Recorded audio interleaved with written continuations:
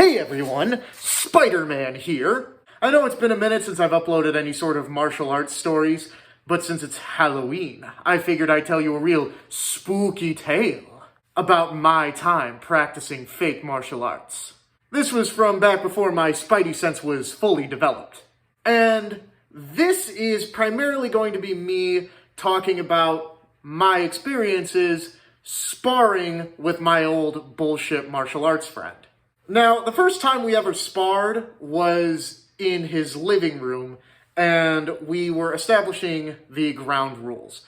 Now, I remember I was 14 at the time, and he was 16. Now, also, to put some things into perspective, I was 145 pounds, and he was 260. So I was literally a featherweight middle schooler going up against a heavyweight high schooler. So things weren't exactly fair to begin with, but that wasn't enough of an advantage for him. No. So he was like, no wrestling. Can't wrestle at all, because if we went to the ground, we could get injured. That literally left like half of my skill set at the door right there. I wasn't an extremely good wrestler or even well trained, but at the same time, I did have a little bit of wrestling knowledge that he didn't possess, and he was making sure to cut that shit out right there. Next rule, no strikes to the face.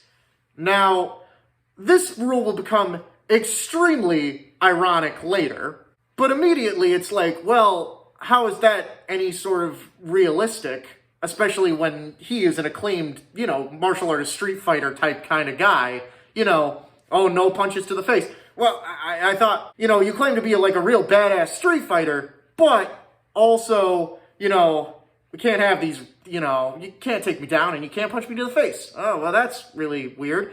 Also, I didn't know how to kick, and he was almost 300 pounds. He had a big old gut. So, body shots weren't exactly going to do anything to him anyway. But so, with the rules established, we had our first spar ever. And he beat the shit out of me. It wasn't even close.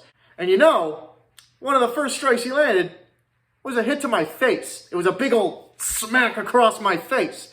And I brought up, I thought we said no headshots. And he was like, well, it wasn't a closed fist strike. Oh, I didn't know we were allowed to just kind of make rules on the fly like that. And as you'll see going forward, that's kind of just how he was.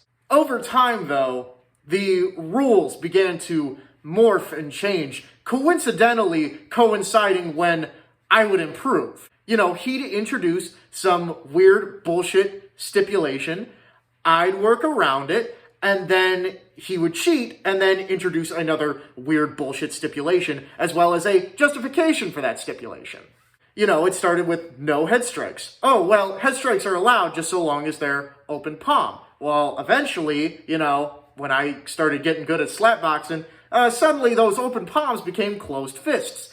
Oh, we're allowed to punch each other in the head now? Well, yes, but only very lightly. So I start doing that. Oh, well, here's the thing about that.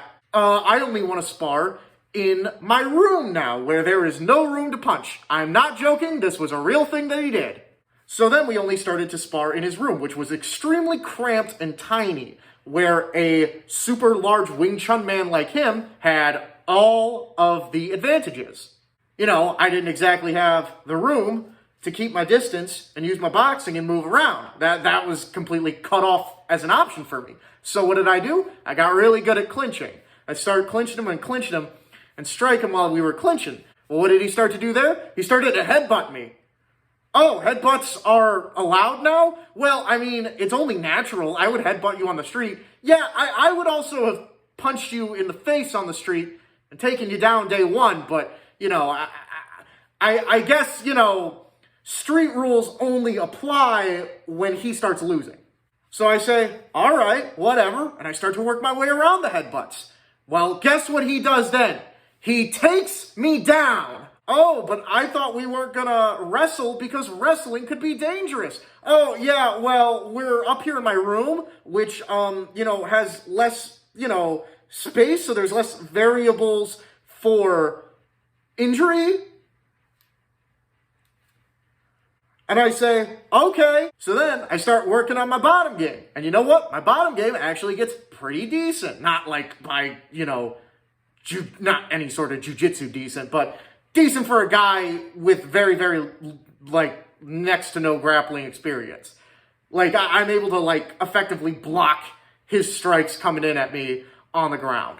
But, you know, what does he do then? Well, then he just starts to lay on top of me and tries to smother me with pure, sheer mass and size. Well, so then I learned how to backtake. I learned how to backtake off of the bottom positions.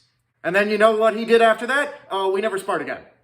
That was it. He had no tricks left up his sleeve as far as that goes. You know, he was just done. He just called it. I'll never forget the last spar we ever had. It went pretty much like exactly as I described, where he took me down, I controlled on bottom, and then I took his back, and then he did the right thing where he shrugged and tucked his chin, so there was no way for me to do a rear naked choke, which was the only submission I knew how to do at the time.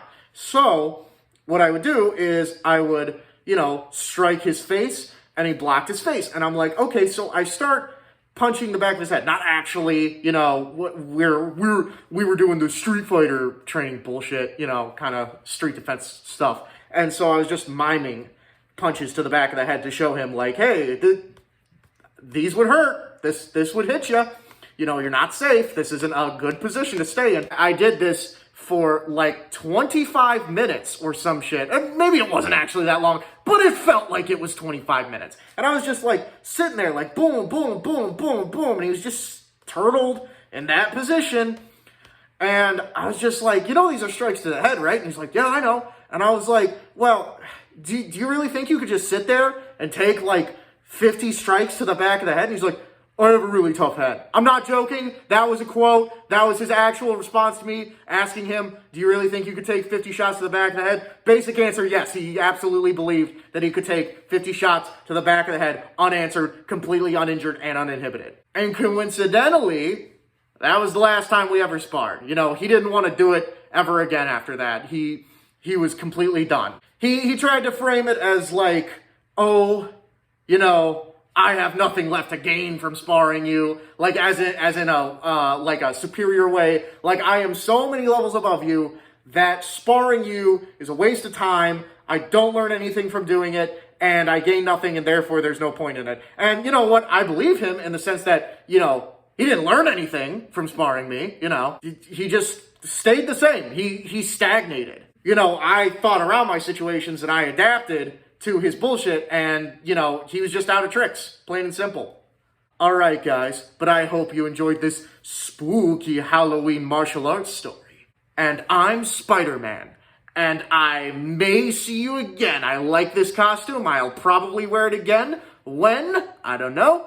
But I'm Spider-Man, and I will definitely see you next time, but probably not anytime soon.